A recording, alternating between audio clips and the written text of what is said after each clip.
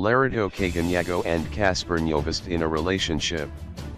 Lerato Kganyago made an example of a follower who questioned her about her private life, making it clear that she doesn't owe anyone an explanation. The radio personality took to Twitter on Sunday afternoon to express how happy she was with life at the moment.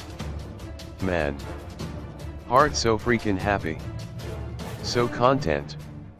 So thankful, so grateful," she tweeted.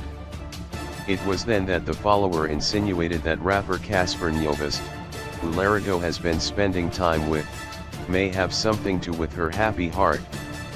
"Cassper be doing the most," tweeted the person. Lerato and Cassper have been working with US star Jason Derulo on a track for the World Cup. This seemed to give the follower the idea that there was more to their relationship. Obviously Lerato did not take the insinuation lightly and fired back with a spicy clapback. "How about she's happy cause she got a great deal, she's nominated for a SAPTA, she's just happy and content. Why does it have to be about a man? A man that I'm working with, by the way." She also didn't mince her words when she told followers they had no right to question her about her private life.